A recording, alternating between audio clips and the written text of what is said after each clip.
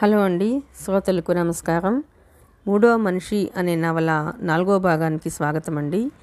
చదువుతున్నది లక్ష్మి. ప్లీజ్ అండి, ఈ నవల కనుక మీకు నచ్చినట్లయితే లైక్ చేయండి, షేర్ చేయండి, సబ్స్క్రైబ్ చేయండి. ఇక కథలోకి వెళితే, మర్నాడు సాయంత్రం ఇద్దరిని ఊరి చివర ఉన్న రామాలయానికి పంపించింది సరోజనమ్మ. జట్కా బండి ఎక్కి బయలుదేరారు. జట్కాలో ముందు దేదీపి కూర్చుంది, తర్వాత మనోజ్ ఎక్కాడు. రోడ్డుకి ఇరువైపులా పొలాలు, వాటి మీద నుండి పైరగాలి, లయబద్ధంగా గుర్రపు డెక్కల చప్పుడు, వాటికి తాళం వేస్తూ గుర్రం మెడలో మువ్వల శబ్దం వింటుంటే మనసు పులకించిపోతోంది. పంట పొలానికి నీరు వదలడానికి ఏర్పాటు చేసిన నీటి బోదెల నుంచి పారుతున్న నీటి శబ్దం, దాని మీద నుంచి వచ్చే చల్లగాలి. పల్లెల్ని మించిన పిక్నిక్ స్పాట్స్ ఏముంటాయి? భావుకతతో మనసు నిండింది. స్వతహాగా అతను భావుకుడు. చిన్నతనం నుండి సృష్టిలోని రంగుల పట్ల ఆకర్షణ. కాలేజీ చదువు వరకు బొమ్మలు గీస్తూనే ఉండేవాడు. యూనివర్సిటీ చదువుకు వచ్చాక మానేశాడు. దాని వెనుక ఓ కారణం ఉంది. అతను చిత్రకారుడైన దగ్గర నుంచి ఈ సృష్టిలో అతనికి విలక్షణంగా కనిపించింది స్త్రీ. అంత వైవిధ్యం, అంత సౌందర్యం, ఆ లాలిత్యం, సౌకుమార్యం స్త్రీలలో తప్ప దేనిలోనూ చూడలేదు. కానీ ఇంతవరకు పరిపూర్ణ సౌందర్యంతో అతనిలోని చిత్రకారుని రంజింపజేసిన స్త్రీమూర్తి దొరకలేదు. ఈ సృష్టిలో గంభీరమైన దాన్ని చిత్రించాలనుకున్నప్పుడు అతను పర్వతాన్ని చిత్రించాడు. సంఘర్షణని చిత్రించాలనుకున్నప్పుడు ఎడతెగని అలలతో ఎగిసిపడే సముద్రాన్ని వాడుకున్నాడు. స్వేచ్ఛని చిత్రించాలంటే హాయిగా ఎగిరే పావురాయి ఆలంబన చేసుకున్నాడు. కానీ ఈ సృష్టిలో పరిపూర్ణమైన సౌందర్యాన్ని చిత్రించడానికి అతనికి ఎవరూ దొరకలేదు. ఎంతోమంది స్త్రీలను చూశాడు. చూడటం అంటే కట్టుబొట్టుల్లో ఒదిగిపోయిన వారి సౌందర్యాన్ని అంచనా వేయడానికి అతనికి అనుభవం లేదు. దూరంగా జలపాతాలు హోరుమని చప్పుడు చేస్తుంటే పలుచని తెల్లని దేవతా వస్త్రం చుట్టుకున్న యువతి భుజం మీద కడవ పెట్టుకుని వయ్యారంగా వస్తుంటే ఎలా ఉంటుంది? అతను ఊహించి ఎన్నోసార్లు బొమ్మలు వేశాడు. అందులో జీవం కనిపించగా చింపేసేవాడు. భార్య కోసం అపరిమితమైన అనురాగాన్ని మూట కట్టుకుని ఊహాసుందరిగా ఆమెను చిత్రించకపోతానా అనుకుంటూ ఎదురుచూశాడు. కానీ దేదీప్య తల విదిరించి మనసులోని ఆలోచనలను ఆపుకున్నాడు. మీరు బొమ్మలు బాగా గీస్తారంట కదా అంది దేదీప్య. ఉలిక్కిపడ్డాడు. తను ఇప్పుడు దాని గురించి ఆలోచిస్తున్నట్లు ఆమెకెలా తెలిసింది? ఇద్దరి వేవ్ లెంగ్త్ ఒకటేనా? ఈ ప్రకృతిని చూసి ఈమె కూడా తనలా ఆలోచిస్తోందా? అతను ఆలోచనల్లోకి జారుకోవటం చూసి మీరు సమాధానం చెప్పలేదు, రెట్టించింది. ఒకప్పుడు అన్నాడు మనోజ్. ఇప్పుడెందుకు వెయ్యరు? మనసు స్పందించాలిగా. నన్ను చూసినా కూడానా? అమాయకంగా అంది. మాట్లాడలేదు అతను. మౌనంగా ఉండిపోయాడు. చెప్పండి అంది దేదీప్య. ప్రస్తుతానికి అంతే అనేసి ఊరుకున్నాడు. మొహం చిన్నబోయింది. అది చూసి నొచ్చుకున్నాడు. కొన్ని విషయాలు బాధగా ఉన్నా అనుభవించాలి. అటువంటి వాటిని పదే పదే గుర్తు చేసుకోవటం ఎందుకు? ఫ్రెండ్లీగా ఉండకూడదా? చెప్పు. తలగూగించింది. జట్కా గుడి ముందు ఆగింది. చుట్టూ నెలకొని ఉన్న పరిసరాలను చూసి ఎంతగానో ఆశ్చర్యపోయింది దేదీప్య. గుడి ముందు కోనేరు, దానిలో విరసలని పద్మాలు, మొగ్గలుగా ఉన్న కలువలు కనువిందు చేస్తున్నాయి. కోనేటి నీరు స్వచ్ఛంగా ఉంది. కోనేటిలోకి దిగటానికి మెట్లున్నాయి. దూరం నుంచి చూస్తూ గుడివైపు అడుగులు వేస్తోంది దేదీప్య. కోనేటిలో కాళ్ళు కడుక్కున్నాకే గుళ్ళోకి వెళ్ళాలని మనోజ్ చెప్పాడు. ఇష్టంగా కోనేటిలోకి దిగింది. కొంచెం చీర పైకెత్తి నీళ్ళలోకి దిగింది. స్వచ్ఛమైన నీటి అడుగున ఎర్రటి పాదాలు జంట చేపల్లా అల్లిబిల్లిగా కదిలాయి. పాదాలకున్న వెండి పట్టీలు మెరిశాయి. 2 నిమిషాలు తదేకంగా అటువైపు చూసి తేరుకున్నట్లుగా చూపు మరల్చుకున్నాడు. మెల్లగా బయటికి వచ్చి గుడివైపు అడుగులు వేసాగాడు. అతన్ని అనుసరించింది దేదీప్య. గాలికి ఎగిరే ముంగూరుల్ని సర్దుకుంటూ అతన్ని పరిశీలించింది. ఎక్కువ పరిచయం లేకపోయినా తన ప్రాణంతో సమానమైన భావన, బంధానికి ఉన్న విలువ, లేకపోతే అదే నిజంగా ప్రేమ. విశాల్ సమక్షంలో ఎప్పుడూ తనని హడావిడిలో ముంచెత్తి వేసేది. ఎప్పుడూ ఊపిరి పీల్చుకొని ఇచ్చేవాడు కాదు. అతని ప్రేమ తుఫాన్ గాలిలో తనని చుట్టుముట్టేది. తన ఆలోచనలు, అభిప్రాయాలు ఏమీ ఉండేది కాదు.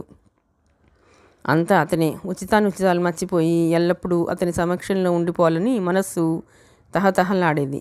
ఏదో తెలియని ఆకర్షణ లాగి సంధించిన సగంలా హృదయాన్ని కుదిపివేసేది. కానీ మనోజ్ సమక్షం మంచిగంధపు వాసనలా జీవితాన్ని పరిమళభరితం చేస్తోంది. అతని సమక్షం ఏదో ధైర్యాన్ని ఇస్తోంది. ఆర్తిగా అతని వంక చూసింది. పక్క నుంచి కనిపిస్తున్న అతని ముఖం ఆసక్తిగా చూసింది. సూది ముక్కు దృఢంగా కనిపిస్తున్న చెంపలు, కోపంలోనూ నవ్వుతున్నట్లుండే ముఖ కవళికలు. ఇతను తన భర్త. ప్రేమించకుండా ఉండటం ఎలా సాధ్యం? గుళ్ళోకి వెళ్ళేటప్పటికి పూజారి అప్పటికే హారతిస్తున్నాడు. వీళ్ళని చూసి ఆ కార్యక్రమం ముగించి నవ్వు మొహంతో దగ్గరికి వచ్చాడు. అమ్మా, సంతోషం. ఈ గుడి ఎంతో పవిత్రమైంది, మహిమ కలది. ఎందరో దంపతులు దీన్ని దర్శించుకుని కష్టాలను తొలగించుకున్నారు. అమ్మ, సీతారాముల్లా అన్యోన్యంగా ఉండండి అంటూ జయదీపి చేతిలోని పూల సజ్జ తీసుకుని పూజ చేయడానికి గుళ్ళోకి వెళ్ళాడు ఆయన. నిజమే, సీతారాములే. అందుకే ఎడబాటు తప్పడం లేదు, నిట్టూర్చింది దేదీప్య. పూజ ముగించిన తర్వాత ఆనవాయితీగా పూజారి పాదాలకు నమస్కరించింది. శీఘ్రమే సుపుత్ర ప్రాప్తిరస్తు అని వారిద్దరినీ దీవించాడు ఆయన. మనోజ్ చేతులు కొంచెం కంపించడం చూసింది దేదీప్య. బాధ కలిగింది ఆమెకి. అతను బాధపడి తనను బాధపెట్టి ఏం సాధించాలని? వచ్చేప్పుడు ఊరగా అతని వైపు చూసింది. మొహంలో సదా ఉండే చిరునవ్వు లేదు, వాడిపోయి ఉంది.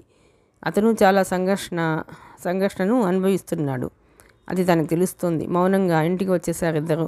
ఆ తర్వాత 2 రోజులకి హైదరాబాద్ వెళ్ళిపోయాడు మనోజ్. అతను వెళుతుంటే కన్నీళ్ళైతే రాలేదు, కానీ మనసు బరువుగా తయారైంది. జీవితం అంతా శూన్యంగా మారిపోయింది. వారం రోజుల వరకు తిండి తిప్పులు మానేసి మంచం వదలకుండా పడుకుని ఏదో ఆలోచిస్తూ ఉండేది.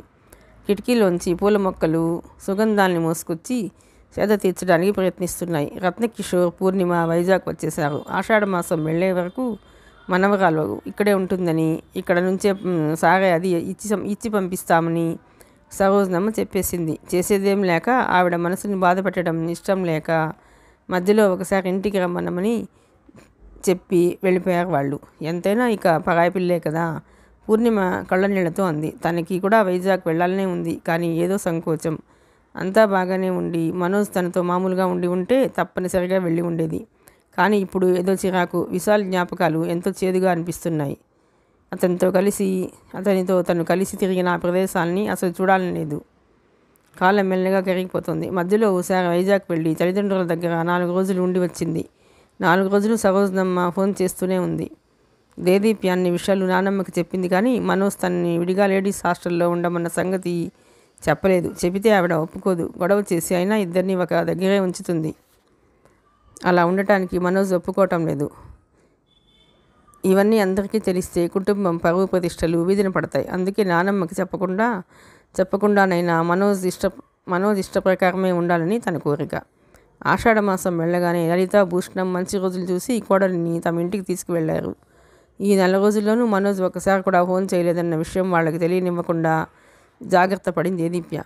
అత్తమామలే కాపురానికి పంపించడానికి డేట్ ఫిక్స్ చేశారు. అక్కడ పెద్దగా తెలిసిన వాళ్ళు ఉండరు కాబట్టి పంచిపెట్టడానికి తినుబండారాలు అవి వద్దని సారే అంటూ అనవసరమైన లగేజీ ఏమీ తేవద్దని చెప్పేశాడు మనోజ్. పోనీ డబ్బైనా ఇద్దామంటే తను తీసుకోరు వద్దని రిజెక్ట్ చేసింది దేదీప్య. ఆమె ఖర్చులకైనా పైసా కూడా తీసుకోలేదు. అతని భార్య. తను ఉద్యోగంలో జాయిన్ అయ్యే వరకైనా అతనే పోషించాలి. ఆ రకంగానైనా తన బాధ్యతని అతనికి అప్పగిస్తే తనపై మమకారం ఏర్పడకపోతుందా అని ఆశ. ఒక సూట్ కేసులో తన బట్టలు మాత్రం తీసుకుని దేదీప్య బయలుదేరుతుంటే చాలా బాధపడింది సరోజనమ్మ. ఆమెతో పూర్ణిమ, రత్నకిషోర్, లలిత బయలుదేరారు. తనకి వెళ్ళాలని ఉన్న మనవరాలు కాపురానికి వెళుతోంది. తనెందుకు ఐదోతనం లేకుండా మధ్యన వెళ్ళటం అనుకుని ఎవరెంత బతిమిలాడినా వెళ్ళలేదు. ట్రైన్లో రిజర్వేషన్ చేయించుకుని వెళ్ళారు. స్టేషన్కి మనోజ్ వస్తానని చెప్పాడు. ట్రైన్లో సరిగ్గా నిద్ర పట్టలేదు. 4 రోజుల తర్వాత అతన్ని చూస్తోంది. ఒకవేళ తనని అతను మర్చిపోయినా తను మర్చిపోలేదుగా. మూసిన కనురెప్పల వెనుక అనునిత్యం అతని రూపమేగా. బరువెక్కిన హృదయ కుహరంలో ప్రతి క్షణం అతని నామస్మరణేగా. ఏది ఓ క్షణమైనా మరిస్తేనే కదా గుర్తు తెచ్చుకోవడానికి. వేదనతో ఆమె హృదయం నలిగిపోతోంది. హైదరాబాద్ స్టేషన్కి ట్రైన్ రావడానికి 1 గంట టైం ఉంది అనుకోగానే గుండె దడదడలాడింది. అతను కనిపిస్తాడు ఇంకా సేపట్లో. చూడకముందే వశం తప్పుతున్న మనసు చూస్తే ఎలా స్పందిస్తుంది? తను ఎంతగా నిరాకరిస్తున్నా అతని కోసమే తప్పించిపోతోంది. నిజంగా అతను నిరాకరించాడా? అతనికి తనంటే ప్రేమ లేదు? విశాల్ విషయం తెలియకముందు తనని చూస్తే అతని ముఖంలో ఎంత వెలుగు, తెలిసాక కూడా తనంటే అతనికి ప్రేమే. హృదయానికి ఆ విషయం తెలుస్తుంది. కానీ విశాల్ అడ్డుగా నిలిచాడు. అతను రావాలి, తను ఇష్టం లేదని చెప్పాలి. ఇదంతా ఎలా జరుగుతుంది? ఎప్పుడు జరుగుతుంది? అసలు విశాల్ ఇష్టం లేదని చెబుతాడా? ఆ ఊహ రాగానే గుండె జల్లుమంది. స్విస్ వెళ్ళేప్పుడు తనతో అతను అన్న మాటలు గుర్తొచ్చాయి. ఏమన్నాడు? ఇండియాలోనే నేను ఇంకొకరిని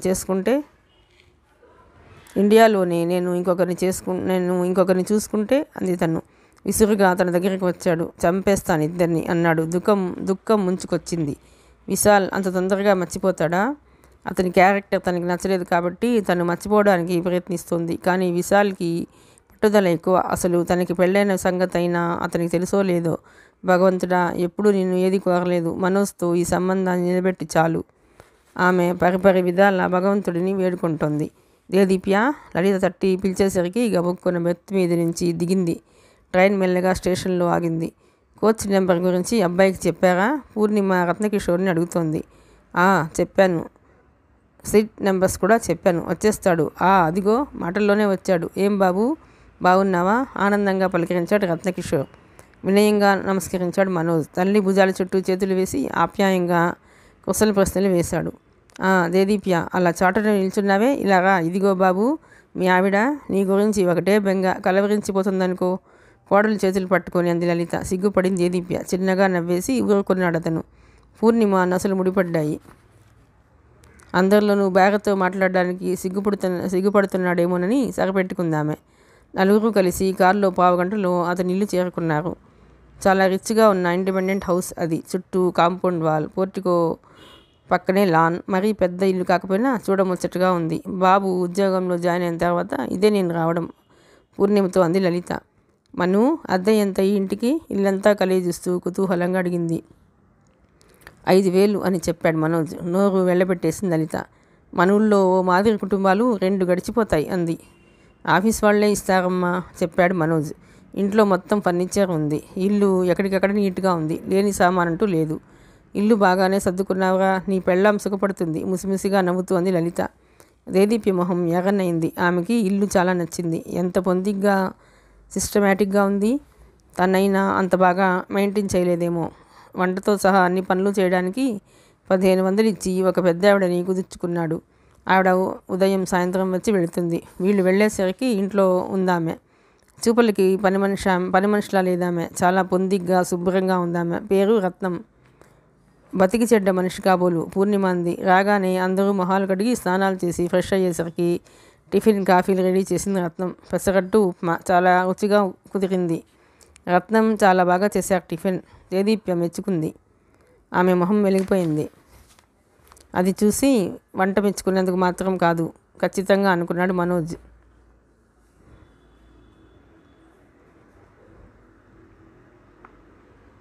దేదీప్య ఆమెను గౌరవించి మాట్లాడింది. ఆ సంస్కారమే రత్నం ఆనందానికి కారణం. తను ఇక్కడ ఉద్యోగంలో జాయిన్ అయిన దగ్గర నుంచి తన ఇంటి పని అంతా రత్నమే చేస్తుంది. ఆమె కుటుంబం బాధ్యతల దృష్ట్యా డబ్బు సంపాదించి తీరాలి. లేమిలో పుట్టి పెరిగినప్పటికీ ఆత్మాభిమానం ఉన్న మనిషి ఎన్నోసార్లు డబ్బు ఇంట్లో ఉండగా ఇల్లు ఆమె మీద వదిలేసి తను వెళ్ళేవాడు. ఏనాడు తేడా కాలేదు. అందుకే రత్నం అంటే తనకు గౌరవము. పని మనిషిగా చూడలేదు. ఒక ఉద్యోగస్తురాలిగా ఆమెని గౌరవించాడు. దేదీప్య ఆలోచనలు తనలాగే ఉండి ఉంటాయి. అందుకే అలా ప్రతిస్పందించింది. అతని మొహం ప్రసన్నంగా మారింది. టిఫిన్ తినడం మానేసి మరీ దేదీప్యని తదీకంగా చూడటం ప్రారంభించాడు. సన్నగా, పొడవుగా, తెల్లగా ఉన్న వేళ్లతో పెసరట్టుని తుంచి నోట్లో వేసుకుంటోంది. తినడం మూలంగా ఎర్రగా మారిన పెదాలు టెంప్టింగ్గా ఉన్నాయి. ఒక చెర్రీ పండుని తీసుకుని తేనెలో ఊరేసి తింటే ఎలా ఉంటుందో ఆమె అదరామృతం అంత తీయగా ఉంటుందేమో. తను ఆలోచనలకి గబుక్కున ఉలిక్కిపడి తనని తానే తిట్టుకున్నాడు. ఆ తర్వాత చకచకా తినడం ముగించి 9 ఆఫీస్కి బయలుదేరాడు. కారు ఇంట్లోనే ఉంచుతున్నానని, ఎక్కడికైనా వెళ్ళాలనుకుంటే డ్రైవర్ని పంపిస్తానని రత్నకిషోర్తో చెప్పాడు. ఎక్కడికి కదలమని రెస్ట్ తీసుకుంటామని చెప్పాడు అతను. బ్రీఫ్ కేస్ తీసుకొని కదిలాడు అతను. వెనక్కి తిరిగి తనకి వెళ్ళొస్తానని చెబుతాడేమోనని ఆశగా చూసింది దీప్య. అటువంటిదేమీ జరగలేదు. అతను చాలా క్యాజువల్గా వెళ్ళిపోయాడు. మనోజ్ ఈరోజు సెలవు పెట్టి ఉంటే బాగుండేది, పూర్ణిమ అసంతృప్తిగా అంది. లలితకి కూడా అలాగే అనిపించింది. కానీ బయటపడలేదు. ఇంత చిన్న విషయానికి లీవ్ వేస్ట్ చేయటం ఎందుకు మమ్మీ? ఆయనకి అక్కడ ఎన్ని పనులున్నాయో అంటూ భర్తను సమర్థించుకు వచ్చింది దీప్య. కూతురు ఆరిందా అయిపోయింది అని భార్యాభర్తలు మొహాలు చూసుకుని ముసిముసిగా నవ్వుకున్నారు. భోజనాల సమయం వరకు కబుర్లతో కాలక్షేపం చేశారు. మనోజ్ లంచ్ కోసం డ్రైవర్ వచ్చి క్యారేజ్ తీసుకువెళ్ళాడు. మళ్ళీ రత్నం మధ్యాహ్నం పూట బ్రహ్మాండమైన భోజనం వడ్డించింది. అందరూ సుష్టుగా తిని నిద్రలకి పడ్డారు. మళ్ళీ సాయంత్రం మనోజ్ వచ్చి కాలింగ్ బెల్ కొట్టే వరకు ఎవరూ లేవలేదు. అమ్మో 5 అయిందా అనుకుంటూ లేచారు. స్నానాలు చేయండి, బిర్లా టెంపుల్కి వెళదాం చెప్పాడు మనోజ్. దేదీప్కి హుషారు వచ్చింది. స్నానం చేసి శ్రద్ధగా తయారైంది. మనోజ్ ప్రజెంట్ చేసిన పెరల్ సెట్ పెట్టుకుంది. కోడలి తల నిండా పూలు దూరమింది లలిత. రత్నాన్ని ఇంటికి వెళ్ళిపోమని భోజనం హోటల్లో చేస్తామని చెప్పాడు మనోజ్. అందరూ కార్ దగ్గరికి వచ్చాక రత్నకిషోర్ బ్యాక్ సీట్ వైపు పెడుతుంటే అంకుల్ ముందుకు రండి చెప్పాడు మనోజ్. ముందు సీట్లో కూర్చోబోతున్నదల్లా దేదీప్య గబాలన వెనక్కి వచ్చింది. ఆమె మోము చిన్నబోయి ఉంది. పర్వాలేదులే బాబు అంటూ మొహమాట పడుతూనే తప్పనిసరి వచ్చాడు రత్నకిషోర్. కొడుకు అట్లా అనకుండా ఉండాల్సిందని నొచ్చుకుంది లలిత. కానీ పెద్ద ఆయన మామగారు అని గౌరవించి ఉండవచ్చునని సరిపెట్టుకుంది. గుడికి వెళ్ళేసరికి 7 అయింది. లైట్ల వెలుగులో గుడి మరింత మెరిసిపోతోంది. గుడిపై నుంచి చూస్తే హైదరాబాద్ నగరంలో కొంత భాగం కనిపిస్తోంది. పాలరాతి తెల్లదనం కళ్ళకి ఇంపుగా ఉంది. అరగంటలో దర్శనమైంది. వచ్చి మెట్ల మీద కూర్చున్నారు. చల్లగాలి వీస్తోంది. ప్రాణానికి హాయిగా ఉంది. హైదరాబాద్లో నాకు బాగా నచ్చేది ఈ టెంపులే రత్నకిషోర్ చెప్పాడు. గుడి అని కాదు, కానీ ఏదో పవిత్రత ఏర్పడుతుంది మనోజ్ కూడా చెప్పాడు. 9 ఉభయరాయలో డిన్నర్ చేసి 10 ఇంటికి వచ్చేశారు. అది త్రిబుల్ బెడ్రూమ్ హౌస్ అవటంతో లలిత ఒక బెడ్రూమ్లో, పూర్ణిమ రత్నకిషోర్ ఒక బెడ్రూమ్లో పడుకున్నారు. కొత్త జంటకి ఏకాంతం కలిగింది. మనోజ్ దేదీప్య హాల్లో మిగిలారు. మనోజ్ సీరియస్గా నార్థాంప్టన్ షైర్ యార్క్షైర్ల మధ్య వస్తున్న క్రికెట్ మ్యాచ్ని చూస్తున్నాడు. విసుగొచ్చింది దేదీప్యకి. ఏం మాట్లాడకుండా అక్కడే సోఫాలో పడుకుండిపోయింది. దేదీప్య పడుకోవటం చూశాడు. వెళ్ళి నా బెడ్రూమ్లో పడుకో చెప్పాడు. వద్దులేండి, నేను అత్తమ్మ దగ్గర పడుకుంటాను లేచి వెళ్ళబోయింది. వద్దొద్దు అంటూ గాబరాగా వచ్చి ఆమె మణికట్టు దగ్గర పట్టుకుని తన బెడ్రూమ్ వైపు నడిపించాడు. ఇప్పుడు సీన్ క్రియేట్ చేయక్కర్లేదు, పెద్దవాళ్ళని ప్రశాంతంగా ఉండని. ఆ మాటలు విని భర్త వైపు కోపంగా చూసి చెయ్యి విదిలించుకుంది దేదీప్య. ఇది మరీ బాగుంది, చేయాల్సిందంతా మీరు చేస్తూ నేనేదో వాళ్ళ ప్రశాంతతని పోగొట్టినట్టు మాట్లాడుతున్నారే, నాకు ఇలా ఇష్టం ఉండదు గట్టిగా అంది. భార్యామణి సారీ అంటూ చేతులు జోడించాడు మనోజ్. అలా అన్నారు బాగుంది నవ్వుతూ గదిలోకి వెళ్ళిపోయింది దేదీప్య. 1 గంట పోయాక రత్నకిషోర్ వాటర్ కోసం కిచెన్ వైపు వచ్చాడు. సారీ అంకుల్, వాటర్ పెట్టడం రత్నం మర్చిపోయినట్లుంది అన్నాడు. పర్వాలేదు బాబు, నువ్వు ఇంకా నేను పడుకోలేదా ఏదో అలా పంగా అన్నాడు ఆయన. పడుకుంటాను అంటూ లేచి బెడ్రూమ్లోకి వెళ్ళాడు మనోజ్. అక్కడ దేదీప్య తన బెడ్ మీద బోర్లా పడుకొని ముందు తన పిహెచ్డి థీసిస్ని పెట్టుకుని చదువుతోంది. మోకాళ్ళ వరకు లేచిన నైటీ, స్క్వేర్ కట్ నెక్లోంచి అర్ధనగ్నంగా కనిపిస్తున్న యద, వాటి మధ్య ఇరుక్కుపోయిన మంగళసూత్రాలు ఎలాంటి మగవాడినైనా చిత్తు చేసేలా ఉంది భంగిమ. అతి కష్టం మీద చూపు తిప్పుకొని బాబోయ్, అందుకే ఈ అమ్మాయితో కలిసి ఉండకూడదు అనుకుంది అంటూ మదనపడిపోయాడు. ఆ గదిలో డబుల్ కాట్, 2 చైర్లు తప్ప పడుకోవడానికి ఏమీ లేవు. దేదీప్య వైపు విప్పి పెట్టి గది మధ్యలో నిలబడి నొసలు ముడివేసి సీరియస్గా ఆలోచించసాగాడు మనోజ్. ముందు నుయ్యి వెనుక గొయ్యిలా ఉంది అతని పరిస్థితి. హాల్లో ఉంటే అత్తమామలకి తల్లికి అనుమానం వస్తుంది. ఇక్కడ చూస్తే అంత శృంగార భరితం. ఈ పరిస్థితిలో ఏంటి చేయడం? ఏంటి అంత ఇదిగా ఆలోచిస్తున్నారు? వచ్చి పడుకోండి కమ్మింపుగాని దేదీప్య రాబోతున్న నవ్వుని బలవంతాన బిగపట్టుకుంటూ తిరిగి చూశాడు. ఈసారి యాంగిల్ మారింది. వెల్లికిల్లా పడుకుని 500 పేజీలున్న తన థీసిస్ని చదివిందనడానికి గుర్తుగా నాభి మీద ఉంచుకుంది. ఏంటి చూస్తున్నారు? బుక్నా? మీకెలాగూ అదృష్టం లేదుగా, అట్లీస్ట్ బుక్నైనా నెట్టొచ్చింది. వేగంగా వచ్చి బుక్ని తీశాడు. ఆ సమయంలో అతని చేతివేళ్లు ఆమె హృదయానికి తగిలాయి. ఒళ్ళంతా పులకింతలు. బుక్ మూసేసి షెల్ఫ్లో పెట్టాడు.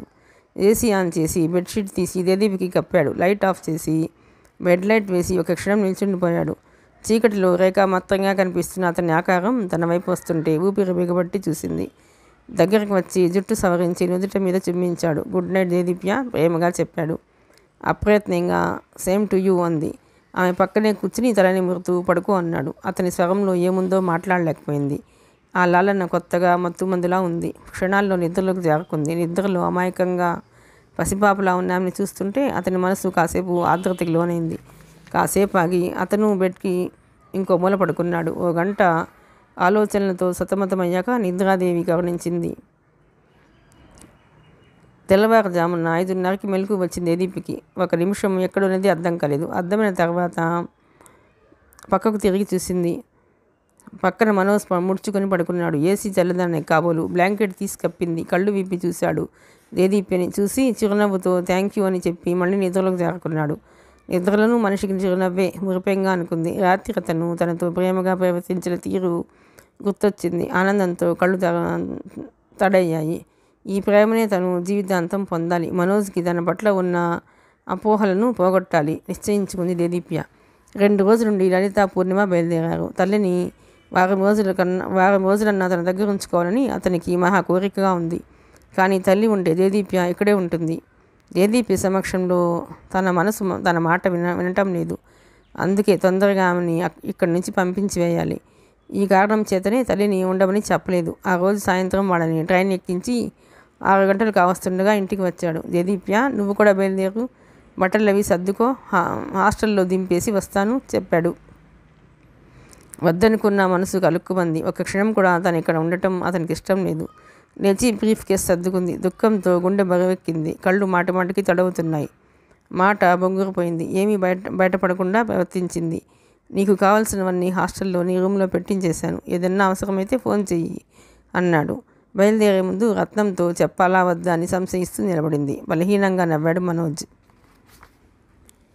చటుక్కున తల తిప్పేసుకుంది దేదీప్య. ఏం చదువులమ్మా ఇవి? మాయదారి చదువులు కాకపోతే? కొత్తగా పెళ్ళైన వాళ్ళు ఒకళ్ళు అక్కడ ఇంకొకళ్ళు ఇక్కడ, మనకేం తక్కువని బాధపడింది రత్నం. ఎంతలోకి 6 నెలలే కదా, ఆ తర్వాత ఇంకేవి నేను ఇక్కడ రావటానికి అడ్డుపడవు చెప్పింది. చెబుతూ అతని వైపు చూసింది. చూపుతో చూపు కలవగానే మొహం తిప్పుకున్నాడు. కారులో బయలుదేరారు. అక్కడికి 15 గంట ప్రయాణం. అంతసేపు మౌనంగానే ఉన్నారు. కారు దిగగానే అతను దిగుతాడనుకుంది. ఆ ప్రయత్నం చేయలేదు. రూమ్ నెంబర్ 36, నువ్వు ఈ స్లిప్ చూపించు, లోపలికి ఎలవ్ చేస్తారు. నేను అప్పుడప్పుడు వస్తుంటాను, వెళ్ళనా అన్నాడు. అతని వైపు చేయి చాపింది. ఏంటి అర్థంగా అడిగాడు. నా దగ్గర డబ్బులు లేవు చెప్పింది. విభ్రాంతిగా చూశాడు. వెంటనే ఐఎమ్ సారీ. తడబడి వాలెట్ తెరిచి ఎంత ఉన్నది చూసుకోకుండా తీసి ఆమె చేతిలో పెట్టి, రేపు నీ పేరున దగ్గరలో ఉన్న బ్యాంకులో అకౌంట్ ఓపెన్ చేస్తాను చెప్పాడు. అలాగే తలాడించింది దేదీప్య. ఆమె అవసరం గమనించలేనందుకు సిగ్గుపడ్డాటయ్యాడు. ఏమనుకున్నాడో ఏమో. తను కారు దిగి పద అంటూ ఆమెతో పాటు లోపలికి నడిచాడు. వార్డెన్ రూమ్కి వెళ్ళేసరికి ఆవిడ ఏవో కాగితాలు పరిశీలిస్తోంది. మనోజ్ని చూసి మందహాసం చేసింది ఆమె. ఆమెకు వినయంగా నమస్కరించాడు. దేదీప్యని చూపిస్తూ షీ ఈజ్ మై వైఫ్ చెప్పాడు. రామ్మా కూర్చో చెప్పింది ఆవిడ. మేడం, మీకు చెప్పాను కదా, కొన్ని పర్సనల్ ప్రాబ్లమ్స్ చేత తను ఇక్కడ ఉండాల్సి వస్తుంది. Only 1 year. ఆ తర్వాత తను వెకెట్ చేస్తుంది. మధ్య నేను వచ్చి తను తీసుకువెళితే మీకు అభ్యంతరం ఉండదు అనుకుంటాను చాలా పొలైట్గా చెప్పాడు మనోజ్. ఆల్రెడీ అతని డీసెంట్నెస్ తెలిసిన వార్డెన్ ఎలీజా అలాగేనంటూ తలూపింది.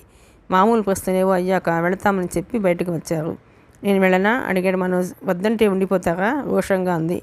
మొండిపిల్లవి చిన్నగా నవ్వాడు మనోజ్. అవును మొండిదాన్నే. మీరిందాక వార్డెన్తో ఒక పొరపాటు మాట అన్నారు అంది దేదీప్య. ఏమన్నాను ఆశ్చర్యంగా అన్నాడు. 1 సంవత్సరం అన్నారు. కాదు 6 నెలలే చెప్పింది. అర్థమైంది అతనికి. చూద్దాం. మళ్ళీ నవ్వాడు. నవ్వొద్దు కోపంగా అంది దేదీప్య. ఏం? నవ్వుతూనే అన్నాడు మనోజ్. ఏమో చిరాకు వేస్తుంది అన్నది దేదీప్య. ఈ నవ్వే మన ఇద్దరినీ కలిపింది సాలోచనగా అన్నాడు.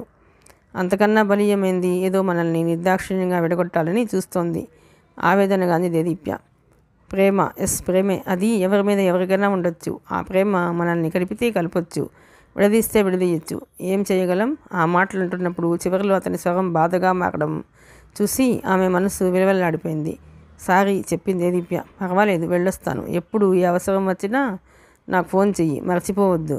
కొన్ని విషయాల్లో నేను నీకు న్యాయం చేయలేకపోయినా నేను నీకు న్యాయం చేయలేకపోయి ఉండొచ్చు, కానీ ఇతరత్రా నీకు ఏ సమస్యలు వచ్చినా నేను నీకు అండగా ఉంటాను అంటూ ఆప్యాయంగా ఆమె చేతిని స్పృశించి జాగ్రత్తగా బుజ్జి చెప్పాడు. ఏడుపు వచ్చింది. విశ్వప్రయత్నం మీద ఉపుకుతున్న కన్నీళ్లు బయటకి రాకుండా ఆపుకొని, నాకు బెంగగా ఉంటే ఫోన్ చేస్తాను, మీరు వచ్చి చూస్తారా బేలగా అంది దేదీప్య. తప్పకుండా వస్తాను. అయినా రీసెర్చ్లో పడ్డా ఉంటే ఇంక నీకు ఏ బెంగా ఉండదు. నన్ను మర్చిపోతావు. బుక్స్ అన్నీ నీ రూమ్లో ఉన్నాయి. బాగా స్టడీ చెయ్యి. మంచి టాపిక్ సెలెక్ట్ చేసుకో. నీ సీటు 1 రోజుల్లో కన్ఫర్మ్ అవుతుంది. ఓకే బాయ్ చెప్పి మళ్ళీ తిరిగాడు. అలాగే చూస్తుండిపోయింది. కారెక్కి డోర్ వేసి అటు ఆమె వైపు చూసి చెయ్యి ఊపాడు. అప్రయత్నంగా ఆమె కూడా చెయ్యి ఊపింది. కళ్ళకి నీటి పొగ అడ్డుపడగా అతని రూపం మసగ్గా అల్లుకుపోయినట్లయింది.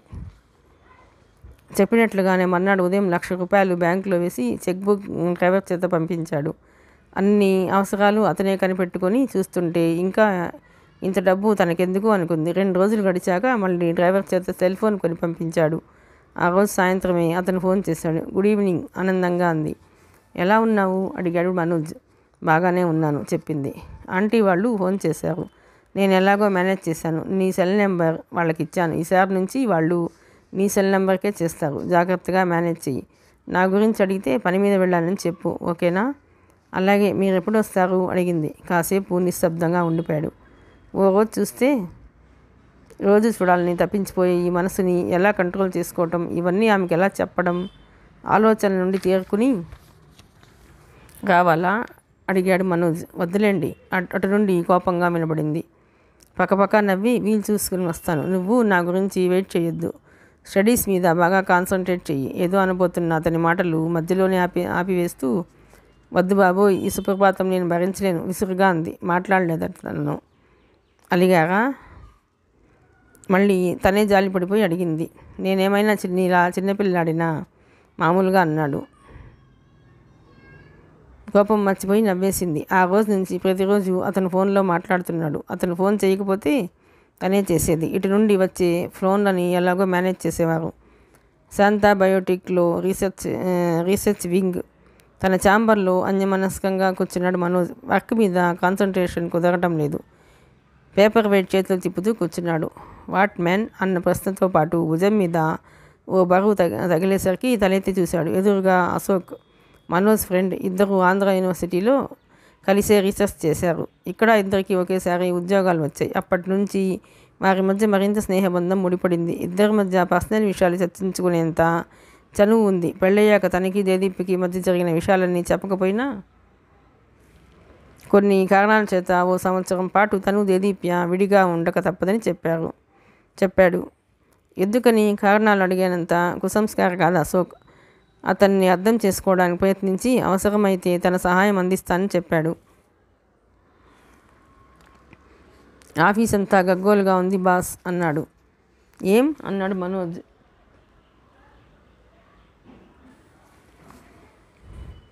మీ మిస్సెస్ వచ్చి ఇన్నాళ్ళైనా మీరు ట్రీట్ ఇవ్వలేదు. నువ్వు ఆవిడని ఇంట్రడ్యూస్ చేయలేదని అందరూ గుసగుసలు. మనసులోనే ఇటు ఇచ్చాడు మనోజ్. ఆఫీస్లో ఇది ఒక ట్రెడిషన్గా వస్తుంది. మ్యారేజ్ అయ్యి వచ్చిన వాళ్ళెవరైనా హౌస్లో కానీ హోటల్లో కానీ పార్టీ ఇచ్చి పార్ట్నర్ని పరిచయం చేస్తారు. దేదీపి వచ్చి 15 రోజులు దాటింది. తను పార్టీ ఊసెత్తలేదు. అది రకరకాల ఊహాగానాలకి దారి తీస్తుంది. ఇక తప్పదు. Okay Ashok, next Sunday dinner arrange చేద్దాం. గ్రీన్ పార్క్లో ఓసారి నువ్వు హోటల్కి ఫోన్ చేసి బుక్ చేసేయి. ఐటమ్స్ అన్నీ నువ్వే సెలెక్ట్ చేసేయి. మీ వైపు నుంచి డిన్నర్కి ఎంతమంది వస్తారు? నెంబర్స్ ఫిక్స్ చేయడానికి అడిగాడు Ashok. Only 2, me and Dedeepya. ఆశ్చర్యంగా చూసి ఏదో అనబోయి ఆగిపోయాడు. ఓకే, ఈవినింగ్ ఇంటికి వచ్చినప్పుడు ఈ డీటెయిల్స్ అన్నీ చెబుతాను. అతను హడావిడిగా వెళ్ళిపోయాడు. దేదీప్య తన భార్యగా పబ్లిక్లో సాధ్యమైనంత వరకు ఎక్స్పోజ్ అవ్వకుండా చూడాలని తన అభిప్రాయం. ఈ పార్టీలు పరిచయాలు ఇవన్నీ వద్దనుకున్నాడు. కానీ తప్పడం లేదు. 1 year అయ్యాక విశాల్ వచ్చి మాట్లాడాక దేదీప్య అతనితో వెళ్ళిపోతే తన పరిస్థితి? అతనంటే ఏమాత్రం ఇష్టం లేదని దేదీప్య చెబుతోంది. అది స్టాండర్డ్ ఒపీనియన్. అవునో కాదో తెలియదు. అంత స్టెబిలిటీ ఉందా ఆమెలో? మరి విశాల్తో బంధం అంత తొందరగా ఎలా తెంపేసుకోగలిగింది? అది అతి చిన్న విషయానికి రోజు ఎగడతెగకుండా పీడించే ఆలోచన ఇది. కంట్రోల్ చేసుకుని వర్క్ మీద దృష్టి పెట్టాడు. సాటర్డే ఈవినింగ్ దేదీప్కి ఫోన్ చేసినప్పుడు మర్నాడు ఇస్తున్న పార్టీ గురించి చెప్పి, పార్టీ వేర్ శారీస్ ఉన్నాయా తేవాలా అడిగాడు. తన దగ్గర ఉన్నా లేవని చెప్పింది దేదీప్య. మర్నాడు ఉదయం డ్రైవర్ వచ్చి ప్యాకెట్ ఇచ్చి వెళ్ళాడు. చీర చాలా బాగుంది. తన కలర్కి పర్సనాలిటీకి బాగా సూట్ అవుతుంది. ఎంతైనా పెయింటర్ కదా అనుకుంది. సాయంత్రం 6ంటికి రెడీగా ఉండమని చెప్పాడు. 9 లోపు అయితే హాస్టల్కి రమ్మని, దాటితే మాత్రం మనోజ్తోనే అతనింటికి వెళ్ళమని చెప్పింది వార్డెన్ ఎలీజా. అర్థం చేసుకుంది దేదీప్య. అర్ధరాత్రి షికాలు తిరిగి వస్తే ఆవిడ సమస్యలు ఆవిడకు ఉంటాయి కదా. మనోజ్ వచ్చాడని అటెండర్ చెబితే రూమ్ నుండి కిందకి వచ్చింది. విజిటర్స్ హాల్లో నిల్చుని వార్డెన్ ఎలీజాతో మాట్లాడుతున్నాడు. ఆమెను చూడగానే అతని కళ్ళల్లో ఆనందం కొట్టవలసినట్లు కనబడింది. Okay madam, bye. Come on Deedeepya. హుందాగా ముందుకు నడిచాడు మనోజ్. అనుసరించింది Deedeepya. You look really so beautiful, ఆమె అలంకరణను మెచ్చుకుంటూ కారులో చెప్పాడు. థ్యాంక్ యూ, నేను సిగ్గుతో బుగ్గలు మెరుస్తుండగా అంది. వాళ్ళిద్దరూ వెళ్ళేసరికి అశోక్ అరేంజ్మెంట్స్ చేసి ఉన్నాడు. కారు ఆగగానే ఎదురొచ్చాడు. Hello sister, I am Ashok, Manoj best ఫ్రెండ్ని చెప్పాడు. నమస్తే అంటూ చేతులు జోడించింది దేదీప్య. అరేంజ్మెంట్స్ గ్రాండ్గా ఉన్నాయి. 7:30 కల్లా స్టాఫ్, ఎండి అందరూ వచ్చారు. పెళ్లి కాని వాళ్ళు ఒంటరిగాను, పెళ్ళైన వాళ్ళు పార్ట్నర్స్తోనూ పిల్లలతోనూ వచ్చారు. పార్టీ స్టార్ట్ అయింది. డయాస్ మీదకి వెళ్ళి దేదీప్యని అందరికీ పరిచయం చేశాడు మనోజ్. చప్పట్లు కొట్టి అందరూ తమ ఆనందాన్ని ప్రకటించారు. లైట్ల వెలుగులో రాజకుమారిలా టీవీగా హుందాగా సౌందర్యంతో మెరిసిపోతున్న దేదీప్యని అందరూ ముగ్ధులై చూశారు. ఆమె మాటల్లో వినయం, ప్రవర్తన అందరినీ ఎంతగానో ఆకట్టుకున్నాయి. ఎండి ప్రత్యేకంగా వచ్చి దంపతులను అభినందించాడు. త్వరగా రీసెర్చ్ కంప్లీట్ చేయమని, తమ ఆఫీసు ఆమెకి వెల్కమ్ చెబుతుందని చెప్పాడు. అతని ఆదరానికి ధన్యవాదాలు తెలియజేసింది. ప్రతి ఒక్కరూ దగ్గరికి వచ్చి యు ఆర్ లక్కీ అని చెబుతుంటే గరళాన్ని కంఠంలో దాచుకున్న శివుడిలా బాధనంతా తొక్కిపట్టి చిరునవ్వులు చిందించాడు మనోజ్. 9 వార్డెన్ ఆమెని హాస్టల్లో దింపేయమని చెప్పిన విషయం గుర్తొచ్చి కంగారు పడసాగాడు మనోజ్. 8:30 ఎండి డిన్నర్ స్టార్ట్ చేయలేదు. గెస్టులు వెళ్లకుండా దేదీప్ని పంపించడం మర్యాద కాదు. ఏం చేయాలని తెగ మదన పడిపోసాగాడు. అతని బాధని గమనించింది దేదీప్య. ఎవరూ లేని సమయంలో అతని పక్కకి వెళ్ళి, అంతగా లేట్ అయితే ఈ రాత్రికి నన్ను మా చుట్టాలింట్లో దింపండి, మీరు ఊరికే టెన్షన్ పడద్దు చెప్పింది దేదీప్య. కోపంగా ఓ చూపు చూసి మళ్ళీ మామూలుగా అయిపోయాడు. అశోక్ మాటిమాటికి వచ్చి ఆప్యాయంగా సిస్టర్ అంటూ డిన్నర్లో తన అవసరాలు కనుక్కోవటం చూస్తుంటే ఆత్మీయంగా ఫీల్ అయింది. మనోజ్ టెన్షన్ చూసి వాట్ హ్యాపెండ్ అశోక్ ప్రశ్నించాడు. తడతటా ఇస్తూనే అసలు విషయం చెప్పాడు అతను. పోనీ ఒక రోజుకి ఇంటికి వస్తారు, అందులో ప్రాబ్లం ఏంటో ఎలా చెప్పాలో తెలియక నసిగాడు. కమాన్యా, నీ బాధ ఏమిటో నాకు తెలియదు, కానీ చిన్న విషయాలను పెద్దవి చేయకు. అందరికీ అనవసరమైన విషయాలు ఆలోచించే ఛాన్స్ ఇవ్వకు. బిహేవ్ నార్మల్లీ ఒకంత గట్టిగానే చెప్పాడు. ఇంకేం మాట్లాడలేక ఊరుకున్నాడు మనోజ్. కానీ అతని మనసులో అసహనం ప్రారంభమైంది. పార్టీ అయ్యే వరకు అసహనంగానే ఉన్నాడు. 11ంటికి పార్టీ ముగిసింది. కారులో కూడా అతను ఒక్క మాట మాట్లాడలేదు. దేదీప్య ఏదో చెప్పబోయినా కట్ చేశాడు. బాధపడింది దేదీప్య. ఏంటి అతని బాధ? తనని చూస్తే చాలు అతనిలో అసహనం. తనంటే ఇష్టం లేదా? మరి ఒక్కోసారి ఎంతో ప్రేమగా ఉంటాడు. ఆమె ఆలోచనలు అలా సాగిపోతున్నాయి తప్ప తను అతని దగ్గర ఉంటే నిగ్రహాన్ని కోల్పోతానేమోనని అతని భయపడుతున్నాడన్న విషయం ఆమె గమనించలేదు. గమనించి ఉంటే మరింత ఏడిపించి ఉండేది. తాళం తీసి ఇంట్లోకి వెళ్ళగానే కారు తాళాలు సోఫాలోకి విసిరి కొట్టాడు. నువ్వు ఆ బెడ్రూమ్లో పడుకో అని సెకండ్ బెడ్రూమ్ చూపించి తన గదిలోకి వెళ్ళి ధన్మని తలుపు వేసుకున్నాడు. తల తిరిగినట్లయింది. అసలు తనేం తప్పు చేసిందని ఇంతగా అవమానించాలి? పార్టీకి పిలిచింది అతనే, లేట్ అయ్యే వరకు ఉంచింది అతనే, అన్నీ అతనే ఇష్టప్రకారం మరబొమ్మలా ఆడిస్తున్నాడు తప్ప తనకు ఒక మనసు ఉంటుందని, దానికి విలువ ఇవ్వాలని అతను గ్రహించడం లేదు. చేష్టలు దక్కి అలా చూస్తూ కూర్చుంది. మూలన్న అతని గది తలుపుల వంక చూస్తూ ఉండిపోయింది. ఎంతసేపటికి అతను తలుపులు తెరవలేదు. ఆ ఆశ కూడా లేదు ఆమెలో. కానీ షాక్గా ఉంది. గుండె పట్టేసినట్లుగా ఉంది. అలా ఎన్ని గంటలు గడిచిందో తెలియలేదు. ఎంత టైం ఉందో తెలియలేదు. అలాగే బొమ్మలా కూర్చుంది. మెదడంతా ఎడతెగని ఆలోచనల హోరు. ఆధారం లేని కొండ మీద నుంచి లోయలోకి పడిపోతున్నట్లుగా ఉంది. కోపం, బాధ, దుఃఖం, ఆవేశం అన్నీ పోటీపడి ఆక్రమించి చివరికి అన్నీ తప్పుకుని ఒకే ఒక భావం నిలబడింది. అదే నిర్లిప్తత. అన్నింటినీ అందరినీ వదిలేయాలన్నంత నిర్లిప్తత. అతన్ని 6 నెలల్లోపు తన వాడిగా చేసుకుంటానని తను చేసిన ఛాలెంజ్ని కూడా మర్చిపోయింది. తెల్లవారి 6 గంటలకు లేచాడు మనోజ్. రాత్రి విషయం గుర్తొచ్చింది. దేదీప్య పట్ల అనవసరంగా కఠినంగా ప్రవర్తించాలని ఫీల్ అయ్యాడు. ఆ క్షణంలో తన మానసిక సంఘర్షణ గుర్తొచ్చింది. ఎలా చెప్పగలడు ఆ అమ్మాయికి ఆమె నీ భార్య సొంతం చేసుకోమని? వయసు, వద్దు, మంచి చెడు ఆలోచించమని మనసు ఎంతగా సంఘర్షించాయో ఆమెకేం తెలుసు? ఏదేమైనా తను తప్పు చేశాడు. జరిగిన దానికి దేదీప్యకి సారీ చెప్పాలి. తలుపు తీసి ఎదురుగా ఉన్న దృశ్యాన్ని చూసి స్థాణుమైనాడు. దేదీప్య తన బెడ్రూమ్ ఎదురుగా ఉన్న సోఫాలో కూర్చుని రెప్ప వాల్చకుండా తలుపుల వంకే చూస్తోంది. ఆ చూపులోని నిర్లిప్తత, దీనత్వం కదిలించి వేశాయి. రాత్రంతా ఇలాగే ఉందా? తన ప్రవర్తన ఆమెని హర్ట్ చేసింది. తను ఎలా తప్పు దిద్దుకోవాలి? దేదీప్య పడుకోలేదా అడిగాడు. అడగడమైతే అడిగాడు కానీ ఆమె సమాధానం ఇస్తుందని ఆశించలేదు. ఒకవేళ మాట్లాడినా కోపంగా సమాధానం ఇస్తుంది అనుకున్నాడు.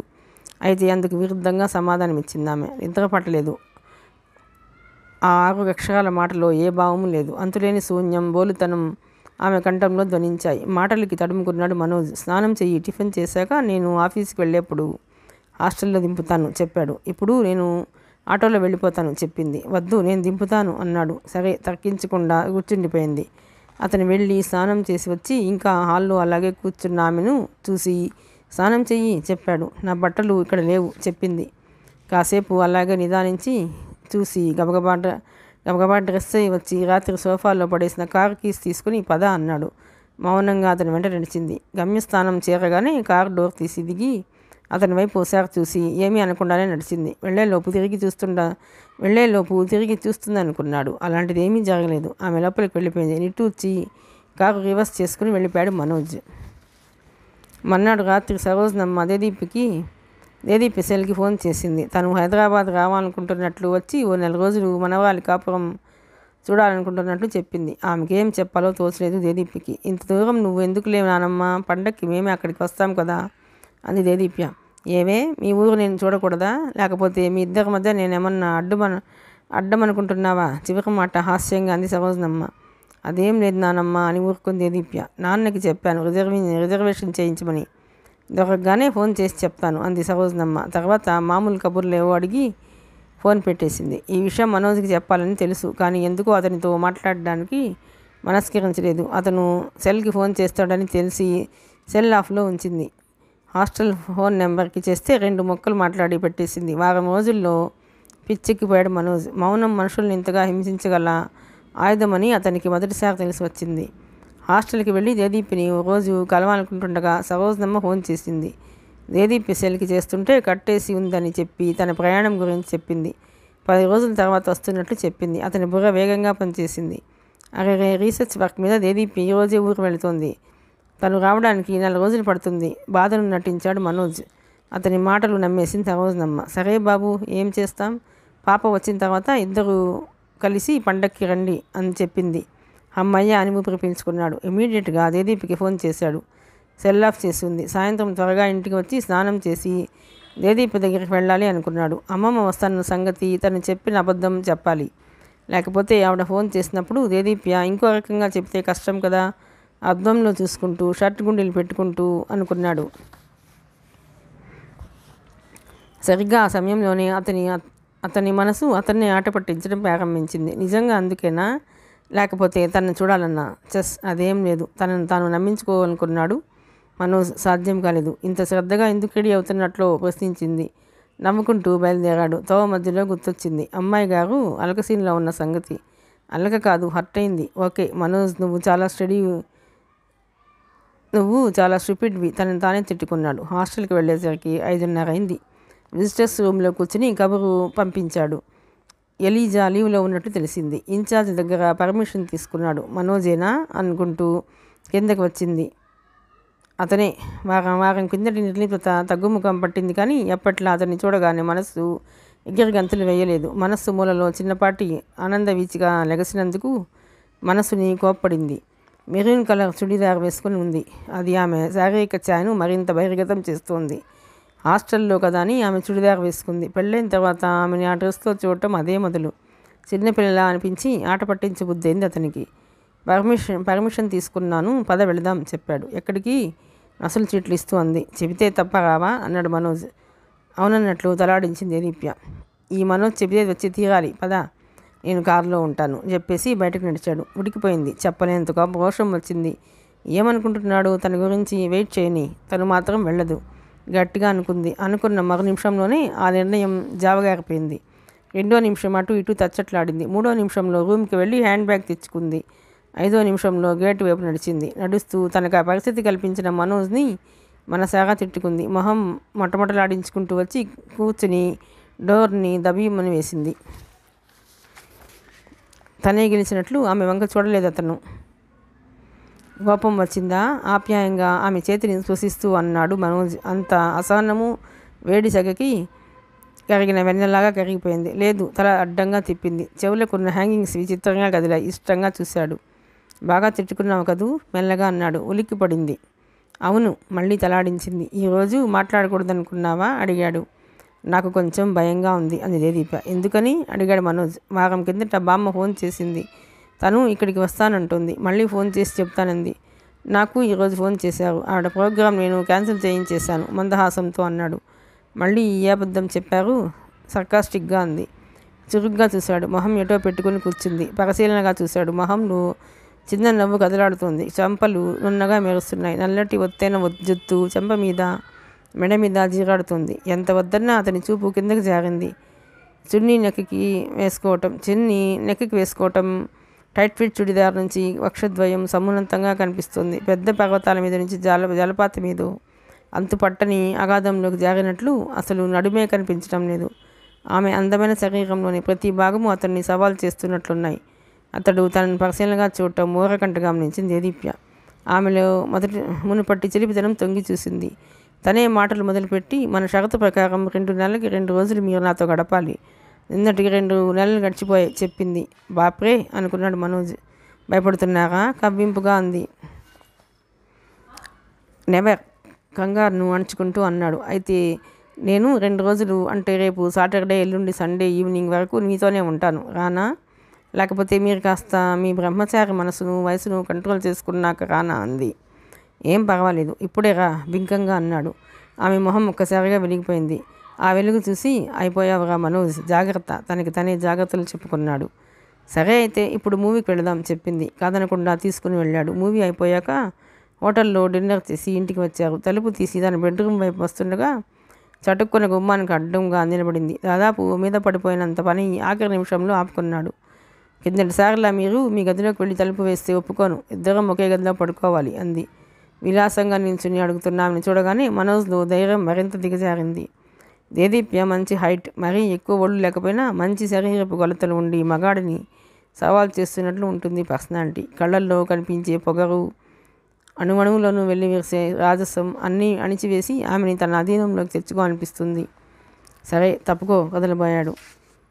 జరగలేదామె. దేదీప్య ఇలా ఇబ్బంది పెడితే ఒప్పుకోను అంతటి మగాడు కూడా తగ్గిపోయి బతిమలాడాడు. నవ్వొచ్చింది దేదీప్యకి. మూతి సునాలా చుట్టి నన్ను తప్పించుకొని వెళ్ళండి ఊరగా చూసింది. ఎందుకు ఇవన్నీ? లే చెప్పాడు మనోజ్. టచ్ చేస్తే ఇంకా ఏదో చేయవలసి వస్తుందని భయమా అందామె. ఆ మాట వినగానే ఆమె నడుము చుట్టూ చేయి వేసి భుజం మీద వేసుకుని తీసుకువెళ్ళి డబుల్ కాట్ మీద వదిలాడు. అతను అమాంతం తనను ఎత్తుకోవటం ఊహించని విషయం అవడంతో కెవ్వుము నరసింది. ఆ తర్వాత సరదాగా అనిపించింది. ఇంకోసారి ఎత్తుకోవచ్చుగా బతిమలాడింది. కీప్ వైట్ కసిరేసి బాత్రూమ్ వైపు నడిచాడు. అతను స్నానం చేసి వచ్చేసరికి దేదీప్య గదిలో లేదు. 5 నిమిషాలు చూశాడు, రాలేదు. ఇంతలో ఫోన్ మోగింది. తీశాడు. అటు నుంచి దేదీప్య. ఎక్కడి నుండి ఆశ్చర్యంగా అడిగాడు. ఇక్కడే మీ పక్క బెడ్రూమ్ నుంచి. స్నానం చేశాను, కట్టుకోవడానికి బట్టలు లేవు, ప్రస్తుతానికి బెడ్షీట్ చుట్టుకున్నాను. మీరు వచ్చి మీ డ్రెస్ ఇస్తారు, అసలు ఏమి ఇవ్వరు, మీ ఇష్టం అంది. అమ్మో చాలా కష్టం. గుండెలు బాధేసుకున్నాడు. గబగబా తన కబ్బోర్డ్ వెతికాడు. షార్ట్స్ కనిపించాయి. ఇవి ఇస్తే ఒకసారి ఆ డ్రెస్తో ఆమెను ఊహించుకున్నాడు. గుండె 101 కొట్టింది. వద్దొద్దు అనుకుని తన లాల్చీ పైజామా బయటికి తీస్తూ రేపు ఉదయం కళ్ళాంజలి సిల్క్స్లో ఫస్ట్ కస్టమర్ని నేనే ఖచ్చితంగా అనుకున్నాడు. వెళ్ళి పక్క గది తలుపులు తట్టాడు. కమిన్ చెప్పింది. డ్రెస్ ఇక్కడ పెడుతున్నాను చెప్పాడు. లోపలికి రండి గోముగా పిలిచింది. నేను రాను బయట నుంచే చెప్పాడు. అటు నుండి ఎటువంటి శబ్దము వినపడలేదు. 2 నిమిషాలు లాగి ఆతురత ఆపుకోలేక లోపలికి తొంగి చూశాడు. పెద్ద బెడ్షీట్ నిండా కప్పుకుని బుజ్జి కుక్క పిల్లలా మునగ తీసుకుని ఓ మూల కూర్చుని ఉంది. పెద్దవైన కళ్ళు మత్తుగా సోలిపోతున్నాయి. విడిపడిన పెదాల చాటు నుండి పలువరస సన్నగా మెరుస్తోంది. డ్రెస్ ఆమె మీదకి విసిరి అల్లరి చేయకుండా త్వరగా డ్రెస్ చేసుకుని రా చెప్పేసి తన గదికి వెళ్ళిపోయాడు. ఆ డ్రెస్ వేసుకుని అద్దంలో చూసుకుంటే తనకే నవ్వొచ్చింది. కాళ్ళు చేతులు మునిగిపోయాయి. పట్టి అడుగులు వేస్తూ నడిచింది. గదిలోకి వెళ్ళగానే మనోజ్ కూడా చూసి నవ్వాడు. నవ్వొద్దు సిగ్గుపడుతూ అంది. అతను డబుల్ కాట్ మీద కాళ్ళు చాపుకుని వెనక్కి ఆనుకుని కూర్చుని ఏదో పుస్తకం చదువుతున్నాడు. ఏం బుక్ అది? అతని పక్కన చేరిపోయి అడిగింది. ఆల్మోస్ట్ ఆల్ ఆమె శరీరం అంతా అతనికి తగులుతోంది. ముఖ్యంగా జబ్బలేని తాకుతున్న ఆమె కుడి దాని మృదుత్వం అతన్ని పరీక్షిస్తున్నాయి. ఆమె ఊపిరి తీసి వదిలినప్పుడల్లా ఆమె ఎద్ద కదలిక తన శరీరానికి తెలుస్తోంది. తట్టుకోలేకపోతున్నాడు. ఎలా చెప్పాలో తెలియడం లేదు అతనికి. చివరికి సరిగ్గా కూర్చో దేదీప్య అనగలిగాడు. అన్ని రూల్సే అతనికి దూరంగా జరిగి అంది. చిరుకోపంతో ఆమె బుగ్గలు ఎగవారాయి. ఏమన్నా కబుర్లు చెప్పు ఆసక్తిగా అన్నాడు. అతను అడిగిన తీరుకి ఆమెకి ఉత్సాహం ముంచుకొచ్చింది. ఏం చెప్పను అనేది ఏదో ఒకటి సరదాగా అన్నాడు మనోజ్. ఆమెకి చటుక్కున్న ఒక ఐడియా వచ్చింది. అయితే ఒక కథ చెబుతాను అంది. కదా అన్నాడు మనోజ్ నీరసంగా. కథే, మంచి కథ, వెరీ ఇంట్రెస్టింగ్, ఊరించింది. సరే చెప్పు అని ఆమె వంక చూశాడు. కథ విన్నాక నిజంగా ఫీల్ అయ్యారో అది చెప్పాలి, అబద్ధం ఆడకూడదు, తప్పించుకోకూడదు. సరే అలాగే అన్నాడు మనోజ్. ఆమె చెప్పడం ప్రారంభించింది.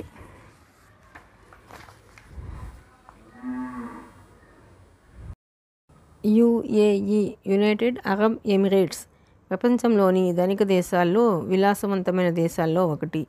ముడి చమురు నిల్వలే ఆ దేశానికి ఆయువు. గల్ఫ్ కంట్రీస్ అన్నీ ఈ చమురు నిల్వలు సహజంగా కలిగి ఉండటం చేతనే ఎడారి జీవితాల్లో కూడా విలాస పుష్పాలను పూయించగలిగారు. ఈ వ్యాపారంతో చాలామంది అరబ్ షేక్స్ కోట్లకి పడగలెత్తారు. వద్దంటే కూడా చేతి నిండా వచ్చి పడుతున్న డబ్బు ఏం చేసుకోవాలో తెలిసేది కాదు. దాంతో సుఖలాలసత వారిలో పెచ్చు మీరిపోయింది. సహజంగా వారిలో బహుభార్యాత్వం ఉంది. దేశ విదేశాల్లోని అందగత్తెల్ని కొనుక్కొచ్చుకుని తమ భవనాల్లో భార్యలుగా అలంకరించేవారు. అలాంటి విలాస పురుషుల్లో ఒకడు షేక్ అబ్దుల్లా. యుఏఈలో ప్రముఖ వ్యాపారస్తుడు. ముడి చమురు శుద్ధి కర్మాగారంతో పాటు చాలా చమురు నిల్వలు అతని సొంతం. చిన్నతనం నుంచి అతను బంగారపు స్పూన్ నోట్లో పెట్టుకుని పెరిగాడు. 18 ఏళ్ల వయసు వచ్చేసరికి 16 ఏళ్ల ఒక అరబ్ సుందరితో అతనికి పెళ్ళైంది. ఆ తర్వాత ఏ దేశం వెళితే ఆ దేశంలో తనకి నచ్చిన సుందరాంగిని ఎంత డబ్బైనా సరే ఇచ్చి తన అంతఃపురానికి తెచ్చుకునేవాడు.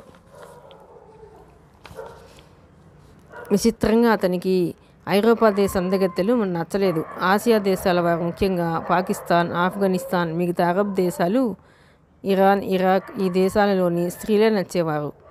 ఒకసారి అతను ఇండియాలో హైదరాబాద్కి వచ్చాడు. ఏసీ కారులో సుఖంగా రోడ్డు మీద వెళుతుంటే సడన్గా శరీరానికి వేడి సెగ తగిలింది. అందుకు కారణమైన అమ్మాయి వంక చూశాడు. క్యా కూబ్ సూరత్ లడ్కి మనసులోనే ఆశ్చర్యపోయాడు. తప్పనిసరిగా ఆఫ్ఘన్ రక్తం ఈమెలో ప్రవహిస్తోంది నిశ్చయంగా అనుకున్నాడు. శరీరపు రంగు, కళ్ళు, జుట్టు చూసి అతను నిశ్చయానికి వచ్చాడు. చాన్ ఆస్మాని చూసి వాళ్ళందరూ అందగత్తె అని ఒక ముక్కలో తేల్చేయలేక సతమతమవుతుంటారు. 5 అడుగుల 7 అంగుళాల పొడవు, వెటర్ స్టాటిస్టిక్స్ 38, ముఖంలో రాజసం టీవీ రాజకుమార్తెని చూసినట్లు ఉంది. ఆమె తండ్రి గవర్నమెంట్ ఉద్యోగి. అతని పూర్వీకులు ఆఫ్ఘనిస్తాన్కి చెందినవారు. తల్లి ఇండియన్ ముస్లిం. చాన్ ఆస్మాలో తండ్రి రక్తం ప్రవహిస్తుంది. కానీ ఆమె పుట్టినప్పటి నుండి పూర్తి తెలుగు వాతావరణంలో పెరిగింది. చిన్నప్పటి నుంచి గవర్నమెంట్ క్వార్టర్స్లో ఉండేవారు. తమదొక్కటే ముస్లిం ఫ్యామిలీ, మిగతా వాళ్ళు హిందువులు, క్రిస్టియన్లు. దాంతో ఆమెకి హిందీ, ఉర్దూ కన్నా తెలుగు భాషే బాగా వచ్చు. ఇంట్లో కూడా తెలుగే మాట్లాడేవారు. ముస్లిం భాష, ఆ సాంప్రదాయాల పాటింపు వాళ్ళలో పెద్దగా ఉండేది కాదు. భిన్న మతాలు, సంస్కృతుల మధ్య పెరగటం చేత స్వతహాగా వాళ్ళ మతం, సంస్కృతి సామరస్యం ఉండేది. అలాంటి విప్లవ భావాలున్న కుటుంబాల్లోని చాన్ ఆస్మా అబ్దుల్లాకి నచ్చింది. ఆ రోజే ఆమె వివరాలన్నీ తెలుసుకున్నాడు. డైరెక్ట్గా తమ ఇంటికి వచ్చి అడగలేదు. చాన్ ఆస్మా తండ్రి తాలూకు పై ఆఫీసర్ను వశపరుచుకున్నాడు. తనెంత మంచివాడో వాళ్ళకి తెలియజేయమన్నాడు. మర్నాడు ఇద్దరూ కలిసి వాళ్ళ ఇంటికి వెళ్ళారు. వాళ్ళు ఇల్లు చూసిన తర్వాత అతనికి మరింత ధైర్యం వచ్చింది. తన ఎంపైర్లో పనివాళ్ల అవుట్ హౌస్ కూడా ఇంతకన్నా సుందరంగా ఉంటుంది కాబట్టి తన ఆఫర్కి వాళ్ళు ఒప్పుకుంటారనుకున్నాడు. తల్లిదండ్రులు ఈ విషయం విని ఆశ్చర్యపోయారు. అందరికన్నా ముందు బెత్తరపోయింది చాన్ ఆస్మా. ఒళ్ళంతా మల్లెపువ్వు లాంటి తెల్లటి బట్టలు, నెత్తిమీద తెల్లటి గుడ్డ, ఏదో వెరైటీ వస్త్రధారణతో తమాషాగా కనిపిస్తున్న ఇతను తనని పెళ్లాడతాడా? ఆమె దడుచుకుంది. ఆ అమ్మాయికి అంతా తెలుగు వాతావరణమే తెలుసు. తెలుగు సినిమాల్లో ఇలాంటి షేక్లు చాలా అకృత్యాలు చేస్తుంటే ఇలాంటి వాడితో తనకి పెళ్ళా కంపరంగా అనుకుంది. అందుకే సాంప్రదాయబద్ధమైన బురకా ఏమీ లేకుండా ధైర్యంగా ముందుకొచ్చి గలగలా మాట్లాడుతూ, నేను పెళ్ళంటూ చేసుకుంటే తెలుగును వచ్చిన వాడినే చేసుకుంటాను గబగబా చెప్పేసి లోపలికి వెళ్ళింది. ఏమంది అమ్మాయి అని కుతూహలంగా ప్రశ్నించాడు. అనువదించాడు అతనితో వచ్చిన మనిషి. మందహాసం చేశాడు అబ్దుల్లా. తల్లిదండ్రులకి ఏం చేయాలో పాలుపోలేదు. తను ముందు కూర్చున్న మనిషి సామాన్యుడు కాడని, ఒక దేశ ఆర్థిక వ్యవస్థని పరిపుష్టం చేస్తున్న వాళ్ళలో ఒకడని తెలిసిన దగ్గర నుంచి కాళ్ళు చేతులు ఆడటం లేదు. అలాగని చాన్ ఆస్మా మనసుని కాదని పెళ్లి చేయలేరు. చాన్ ఆస్మాని ఈ అబ్దుల్లాకి ఇస్తే ఆమె అతని భార్యల్లో ఒకటే అవుతుంది, అంతే. అబ్దుల్లా వెళ్ళిపోయాడు. వెళ్లే ముందు నేను మళ్ళీ వస్తాను, మీ అమ్మాయికి పెళ్లి చేయొద్దని చెప్పి వెళ్ళాడు. అతను చెప్పిన తీరికి గుండెల్లో రైళ్లు పరిగెత్తాయి. అయినా సరే త్వరలో చాన్ ఆస్మాకి ఆమె తల్లిదండ్రులు నికా చేయాలని ప్రయత్నించసాగారు. విచిత్రంగా వచ్చిన సంబంధాలన్నీ తిరిగి వెళ్ళిపోయేవి. ఎలాగో ఆమె క్యారెక్టర్ మంచి కాదన్న పుకారు బయలుదేరింది. క్వార్టర్స్లో అందరూ విచిత్రంగా చూస్తుండేవారు. దీనికి అబ్దుల్లాకు ఏదో సంబంధం ఉందని ఆమె మనసు పసిగట్టింది. ఇంతకాలం తను కాలేజీకి వెళ్ళి వస్తున్నా ఎప్పుడూ ఎవరితో మాట్లాడింది లేదు. కొంటకురాళ్ళు తన మనసుని ఆకట్టుకోవడానికి రకరకాల ప్రయత్నాలు చేసినా తను చలించలేదు. అలాంటిది ఇప్పుడు సడన్గా రూమర్స్ ఎందుకు వస్తున్నాయి? డిగ్రీ ఫైనల్ ఎగ్జామ్స్ ఇంకో 3 నెలల్లో ఉన్నాయి. అయినా చదువు మానేసింది చాన్ ఆస్మా. చదువు కన్నా జీవితం ముఖ్యమనిపిస్తుంది. అబ్దుల్లా తనని అంత సులభంగా వదిలిపెడతాడని అనిపించలేదు. ఈ రకంగా గందరగోళ పరిస్థితుల్లో ఉండగా ఓ రోజు రాత్రి 8 గంటలకి ఇంటి ముందు Honda City car, Tata Safari ఆగాయి. షేక్ అబ్దుల్లా 10 మంది మనుషులతో దిగాడు. ఇంటిలో పాది నిశ్చేష్టులై చూస్తుండిపోయారు. ఎవరూ ఎక్కువమనలేదు. అబ్దుల్లా ముందుకు వచ్చి చాన్ ఆస్మా ముందు నిలబడ్డాడు. సూటిగా చూస్తూ, ఇంత అందం బురకా లేకుండా ఉండటం మంచిది కాదు. తనతో పాటు తెచ్చిన వస్త్రాన్ని ఆమె తల మీదుగా తిప్పి భుజాల చుట్టూ కప్పాడు. నాకిప్పుడు తెలుగు బాగానే వచ్చు, నేర్చుకుంటున్నాను. ఇంకా నీకేంటి అభ్యంతరం? అడిగాడు. అతని భాషలో యాస విచిత్రంగా ఉంది. అయినా ఇదేం దౌర్జన్యం? మా అమ్మాయిని మీకు ఇవ్వం, ముందు మీరు బయటికి వెళ్ళండి, తండ్రి కోపంగా అన్నాడు. అబ్దుల్లాతో వచ్చిన వాళ్ళ వస్త్రాల చాటు నుండి ఆయుధాలు ఆకలిగా తొంగి చూశాయి. చాన్ ఆస్మా 2 నిమిషాల్లో పరిస్థితిని అర్థం చేసుకుంది. తామిప్పుడు ఏం మాట్లాడినా లాభం లేదు. తాము కాదంటే తమ అంతు చూస్తారు. డైరెక్ట్గా హత్యలు చేసి వెళ్ళకపోవచ్చు, కానీ తమ జీవితం దుర్భరం కావచ్చు. మాఫియాతో సంబంధాలు లేకపోతే ఇంత ధైర్యంగా వీళ్ళు తమని చుట్టుముట్టలేరు. తమలాంటి సామాన్యుల జీవితంలోకి మాఫియా అడుగు పెడితే జీవితమంతా నరకమేగా. తనతో పాటు ఇద్దరు తల్లి, తండ్రి, తమ్ముడు, చెల్లి అందరూ నాశనమైపోతారు. అలాగని ఎదురు నిలిచి పోరాడటానికి ఇదేం సినిమా కాదు. తనకంత శక్తి లేదు. నేను ఒప్పుకుంటున్నాను, స్థిరంగా అంది. అబ్దుల్లా కళ్ళు ఆనందంతో మెరిశాయి. వాహ్, మంచి నిర్ణయం, మెచ్చుకున్నాడు. తల్లి, తండ్రి బిక్క చచ్చిపోయారు. ఎందుకమ్మా, భయపడ్డావా? తండ్రి కన్నీళ్లతో ప్రశ్నించాడు. లేదు డాడీ, నిజంగానే ఇష్టపడ్డాను.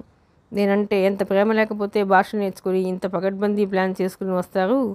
చాన్ ఆస్మా స్వరంలో కొత్తదనం. అమాయకమైన ఆమె మాటలకి అబ్దుల్లా మనసు ఏ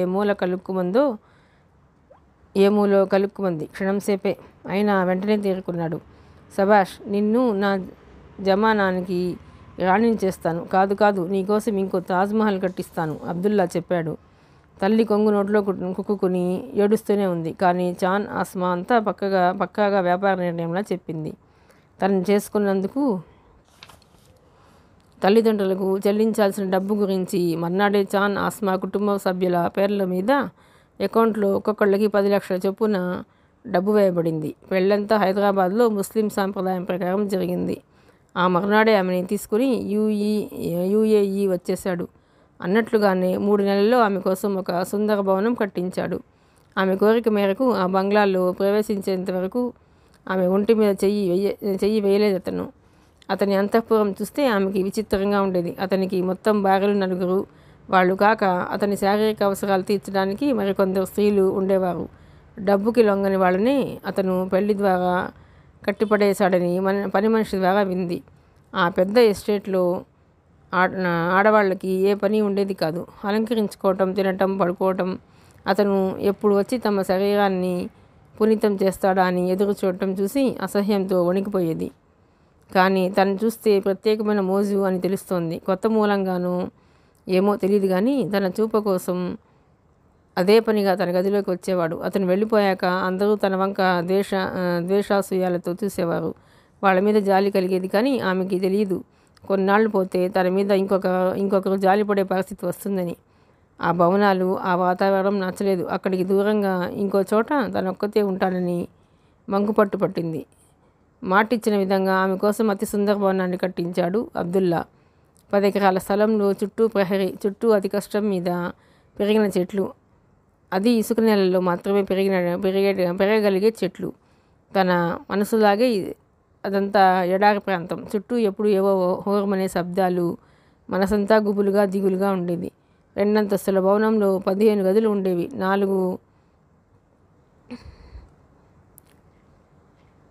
4 జాతి జాగిలాలు నిరంతరం ప్రహరీ చుట్టూ కాపలా కాసేవి. దృఢకాయులైన 2 మనుషులు అప్రమత్తంగా అతన్ని కనిపెట్టుకునేవారు. వాళ్ళు కాక వంట మనిషి, తోటమాలి, ఇంకో 2 పనివాళ్ళు ఉండేవారు. వంట మనిషి 40 ఏళ్ల ఆవిడ, తోటమాలి ముసలివాడు. పనివాళ్ళు 2 కూడా ఆడవాళ్లే.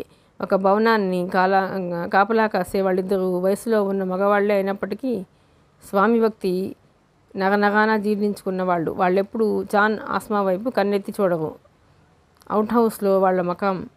చాన్ ఆస్మా ఇంత హంగామాతో ఆ ఇంట్లో ప్రవేశించటం అతని మిగతా భార్యలకి, ఇతర ఆడవాళ్ళకి కంటగింపుగా మారింది. చాన్ ఆస్మా అతని భవనాన్ని వదిలి వచ్చేటప్పుడు ఆమెకి అర్థం కాని అరబిక్ భాషలో పరుషంగా మాట్లాడారు. బహుశా తన గురించి అయి ఉంటుంది. పట్టించుకోలేదు ఆమె. తల పొగరుగా ఎగిరేసింది. కేవలం ఆమె కళ్ళల్లో పొగరు మాత్రమే వాళ్ళు చూడగలిగారు. ఎందుకంటే ఆమె బురకాలో ఉంది. ముందు ఎంత గొడవ చేసినా అబ్దుల్లా హుకుం ప్రకారం ఆమె బురకా ధరించక తప్పలేదు. నల్లని ఆ వస్త్రాలు ఆమె శరీరాన్ని, మొహాన్ని కప్పివేసేవి. కళ్ళ మీద నుంచి కూడా పలుచని వస్త్రం ఉండేది. కానీ చూపు మసగ్గా ఉండి కళ్ళు నీరు కారేవి. 2-3 సార్లు అబ్దుల్లా చూశాడు. ఏమనుకున్నాడో ఏమో, సదురు, ముక్కు, పెదాలు, చెంపలు అన్నీ కరువయ్యి ఒక కళ్ళు మాత్రం ఎటువంటి ఆచ్ఛాదన లేకుండా ఉండటానికి ఒప్పుకున్నాడు. అదే పరమానందమైంది చాన్ ఆస్మాకి. నల్లటి వస్త్రాల చాట నుండి తెల్లటి స్వచ్ఛమైన కన్నుల్లో నల్లగా మెరిసే కళ్ళని చూసి అబ్దుల్లా మత్తెక్కిపోయేవాడు. ఆ బంగ్లాలోకి వచ్చిన 2వ రోజున రాత్రి 8 గంటలకు వచ్చాడు అబ్దుల్లా. మేం సాబ్, ఇప్పుడు కరుణిస్తారా? అడిగాడు అబ్దుల్లా. కొత్తగా కనిపించాడు అతను. తలకి చుట్టుకునే తెల్లటి వస్త్రం, రిబ్బన్ ఏమీ లేవు. క్యాజువల్ డ్రెస్ వేసుకున్నాడు. తల మీద పెద్దగా జుత్తు లేదు. నుదురు విశాలంగా ఉంది. 30 ఏళ్ల అతని శరీరం యావత్తు క్రూరమైన అందంతో నిండి ఉంది. చూడగానే భయంతో కూడిన మోహం కలిగింది. మెల్లగా సమీపించాడు. ఆమె వేసుకున్న బురకాని తొలగించాడు. తెల్లగా విశాలంగా ఉన్న పాలభాగం మీద పెదాలాంచాడు. ఆమె శరీరం జల్లుమంది. ఆమె ధరించిన వస్త్రాలన్నింటినీ తొలగిస్తున్నాడు. ఎడారి ఇసుక పొరల్లో ఉన్న నడుం మడతల్ని స్పృశించాడు. ఎడారి ఓడల్లా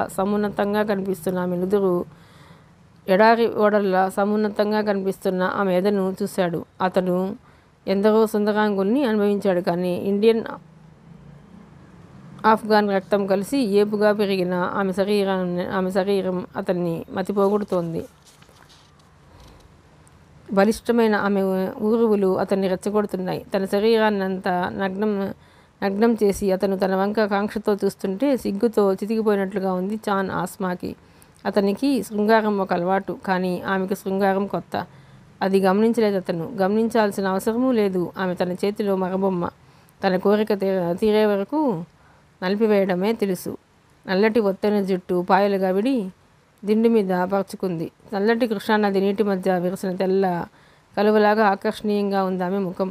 స్వచ్ఛమైన కలువలోని మధువుని ఆస్వాదించే గండు తుమ్మెదలా ఆమె ముఖం మీద వాలాడు. అతని పంటిఘాట్లకి పెదాలు కుంకుమ రంగుని అద్దుకున్నాయి.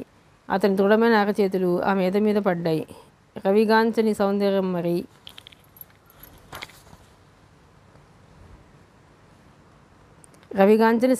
అది. అతని చేయి పడిన మరుక్షణం చిన్నగా మూలిగి కళ్ళు మూసుకుంది.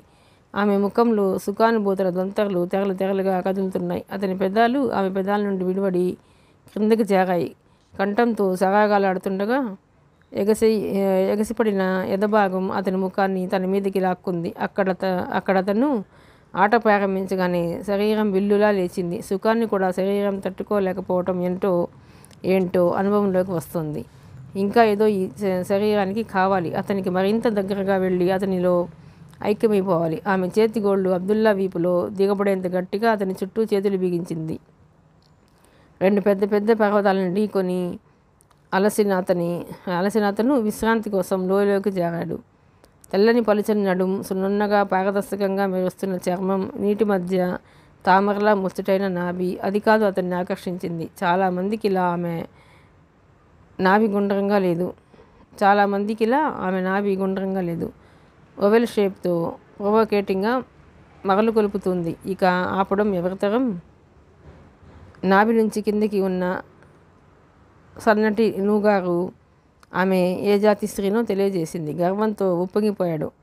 తుది సమరానికి అతను ఆయత్తమవుతుంటే సిగ్గుతో వారించింది. ఏం భయమా? అడిగాడు. అలా అడిగినందుకు మళ్ళీ అతనికి తన మీద తనకే చిరాకు వచ్చింది. ఈమె భయంతో తనకేంటి సంబంధం? తనకు కావాల్సిన సుఖాన్ని అందుకోవటమే. నువ్విలా గొడవ చేస్తే లాభం లేదు. అయినా నేను నిన్ను ఇంత డబ్బు పెట్టి కొనుక్కొచ్చింది నువ్వు సుఖాన్ని పొందడానికి కాదు, నువ్వు నన్ను సుఖపెట్టడానికి. ఆ పద్ధతులు నేర్చుకోముందు చెప్పాడు. అతని స్వరం కరుగ్గా ఉంది. అనంతమైన సుఖాల సుడిగుండంలోంచి బగ్గున మండే మంటల్లోకి విసిరినట్లయింది. ఆమె అనుభవం లేమికి 20 ఏళ్ల వయసుకి అతనన్న మాటల తాలూకు అర్థం బోధపడలేదు. ఇంకా తర్వాత అది ఏకపక్ష శృంగారమైంది. ఆమె భయాలతో, నొప్పులతో, ఇష్టాలతో ఎటువంటి సంబంధం లేకుండా అతను తన పని కానిచ్చి లేచాక అతనికి గర్వంతో కూడిన ఆనందం కలిగింది. ఎందుకంటే తనింత ఖర్చు చేసి తెచ్చుకున్న మనిషి వర్జిన్ కాబట్టి. రెండు నెలల కాలం గడిచేసరికి చాన్ ఆస్మా ఒక రకపు జీవితానికి అలవాటు పడింది. అయితే ఆ అలవాటు మూలంగా ఏమాత్రం ఆనందం కలగలేదు. ఉదయం లేవటం, స్నానం చేయటం, అలంకరించుకోవటం, గదిలో కూర్చోవటం, ఎవరో వస్తారు, తినడానికి గదిలోకి ఏదో తెస్తారు, తినాలి, మధ్యాహ్నం పడుకోవటం, సాయంత్రం లేవటం, మళ్ళీ పన్నీటి స్నానం చేసి అలంకరించుకోవడం. ఈ అలంకరణను మళ్ళీ ఆమె స్వయంగా చేసుకోకూడదు, పనివాళ్లే చేయాలి. వద్దన్నా ఊరుకోరు, ఒళ్ళప్పగించి కూర్చోవటమే. రోజులో 8 గంటలు ఈ అలంకరణకే సరిపోతుంది. తను హైదరాబాద్లో ఉన్నప్పుడు బాగా తయారవ్వాలి, ఆనందంగా కనిపించాలని ఎప్పుడూ కోరుకోలేదు. అందం కోసం ఎప్పుడూ కష్టపడలేదు. చిన్నప్పటి నుంచి చదువు విషయంలోనే పోటీ పడేది. బాధగా స్నానం చేసి గబగబా యూనిఫామ్ వేసుకుని కాలేజీకి వెళ్ళడమే తెలుసు. వెళ్ళిన దగ్గర నుంచి అన్ని సబ్జెక్టులలో తనే ఫస్ట్ ఉండాలన్న ఆతృత తప్ప ఏ క్రీములు రాసుకోవాలి, ఏం బట్టలు వేసుకోవాలి అని పెద్దగా ఆలోచించలేదు. అలాంటిది ఇప్పుడు సడన్గా జుట్టు చివర్ల నుంచి కాలి గోరు వరకు అలంకరించుకోవటం కొత్తగా వింతగా ఉంది.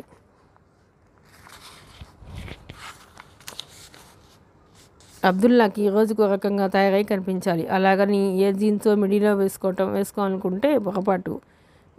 యూరోపియన్ కల్చర్ అంటే అతనికి మంట. వాళ్ళని పేరెత్తితే చాలు ఆవేశం వచ్చేస్తుంది. యూరోపియన్ కల్చర్ని కొంతవరకు పాటిస్తారని అరబిక్ భాషలో ఇండియన్స్ని తిడతాడు. తన దేశాన్ని తిట్టగానే చంపేయాలంత కోపం వస్తుంది. మనసులో ఆ పని చేసి దానికి అక్కడ చల్లార్చుకుంటున్న చాన్ ఆస్మా. తను తయారవడంలో ఏమాత్రం తేడా కనిపించినా అతను సహించలేడు. అది ఒక సంఘటన ద్వారా ఆమెకి తెలియవచ్చింది. ఆ రోజు తయారవ్వటం, బొమ్మలా కూర్చోవటం విసుగొచ్చి ఓ రోజు పనివాళ్ళు దగ్గరికి రాబోయినా కసిరేసి మామూలుగానే ఉంది. అది చూశాడు అతను. సాదాగా ఉన్న చాన్ ఆస్మాని చూసి ఏం అడిగాడు. ఒంట్లో నలతగా ఉంది చెప్పింది. దాంతో నాకు సంబంధం లేదు, ఇంకోసారి ఇలా కనిపిస్తే సహించేది లేదు కరుగ్గా చెప్పాడు అతను. మొహం మార్చుకుని వింది కానీ సమాధానం ఇవ్వలేదు. ఆ మర్నాడు ఆమె మంకు పట్టి తయారవ్వలేదు. పనమ్మాయిలు లబలబలాడారు. ఇదంతా చుట్టూ తిరిగి తమకి చుట్టుకుంటుందేమోనని వాళ్ళ భయం. వంట మనిషి దగ్గరికి వచ్చి బతిమలాడింది. అనుభవం మీద చెబుతున్నానని అతని కోపం తెప్పించవద్దని మరీ చెప్పింది. అందరినీ విసిరిగొట్టి గది తలుపులు మూసుకొని పడుకుంది. ఆమె పగలల్లా ఉండే గది వేరు, రాత్రులు అబ్దుల్లాతో కలిసి గడిపే గది, శృంగార మందిరం వేరు. వట్టి సమయంలో ఆ గదిలో అడుగు పెట్టాలంటే భయం ఆమెకి. ఆ రోజు రాత్రి అబ్దుల్లా ఆ గదిలోకి వెళ్ళి చాన్ ఆస్మా కోసం కబురు పంపించాడు. పనమ్మాయిలు, వంట మనిషి గుండెలు పీచుమన్నాయి. వాళ్ళని భయపడవద్దని చెప్పి ధైర్యంగా ముందుకు నడిచింది.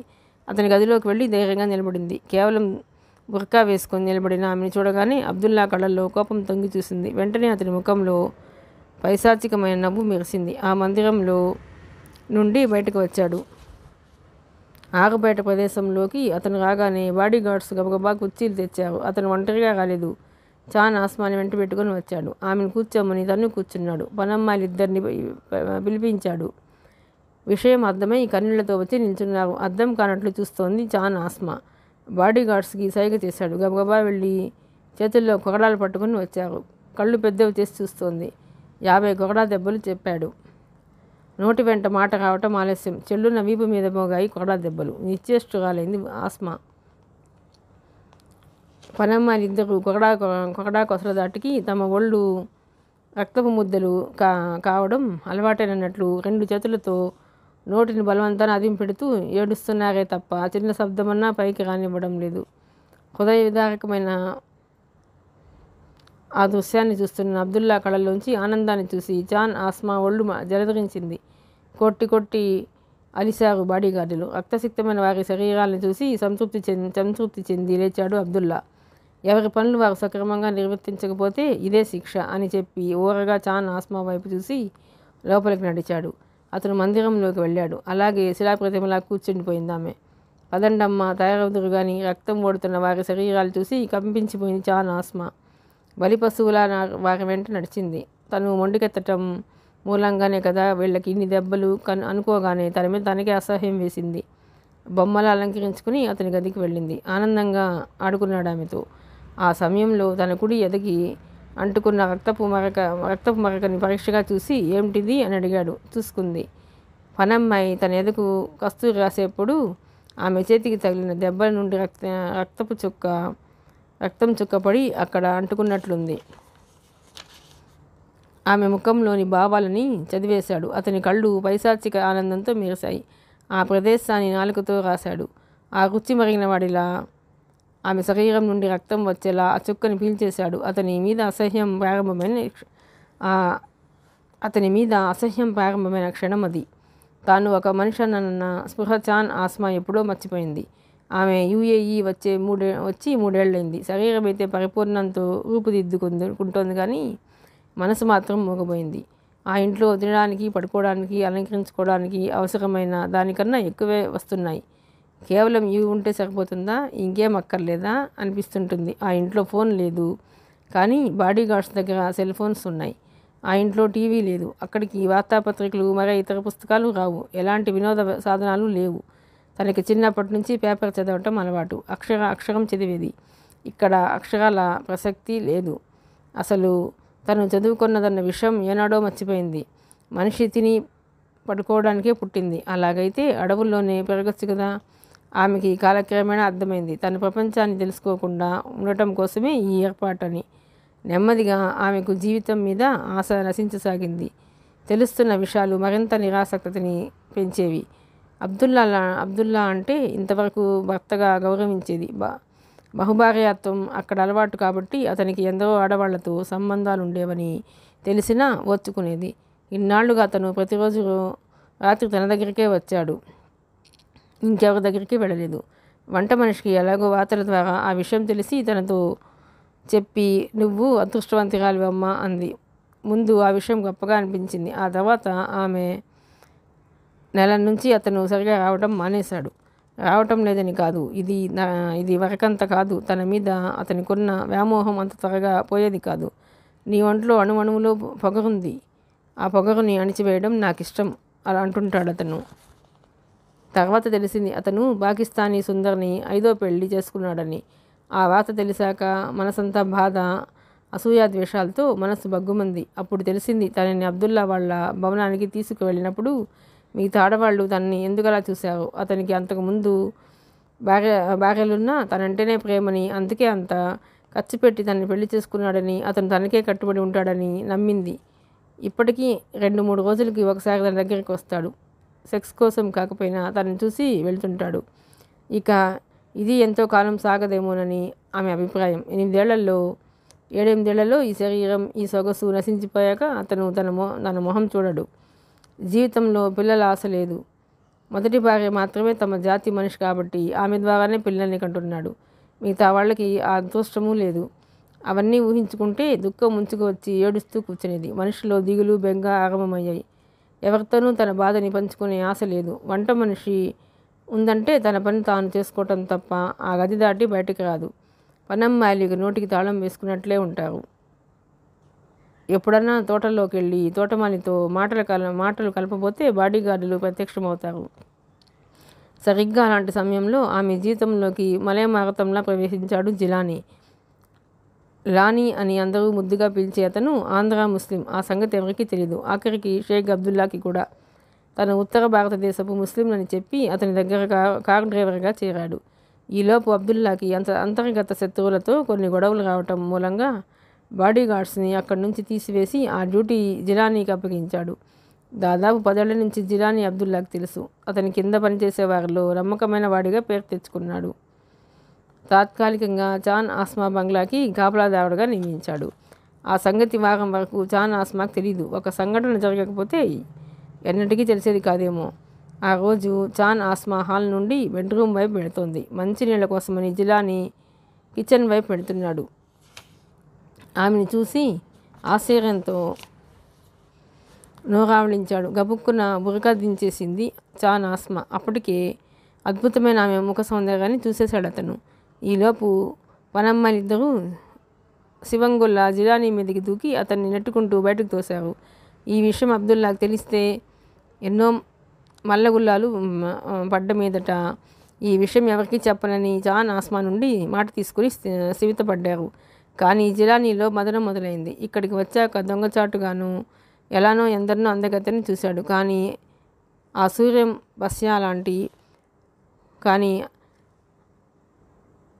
పశ్య లాంటి ఈ దేవతా సౌందర్యాన్ని చూసి ఉండలేదు. ప్రాణాలైనా ఆమె కోసం విడవచ్చని ఉంటే ప్రాణాలైనా ఆమె కోసం విడవచ్చనిపించే మత్తులాంటిది అతన్ని ఆవహించింది. అదే సమయంలో చాన్ ఆస్మా ఆలోచనలు ఇందుకు విరుద్ధంగా లేవు. తనని చూడగానే ఒక అద్భుతాన్ని చూసినట్లు అమాయకమైన కళ్ళతో తనని చూసిన అతని రూపమే మాటిమాటి గుర్తొస్తుంది. చిత్రంగా భయం వేయడం లేదు ఇద్దరికి. థ్రిల్లింగ్గా ఉంది. మాటిమాటికి ఒకరినొకరు చూడాలనిపిస్తుంది. మిగతా కథ 5వ భాగంలోనండి.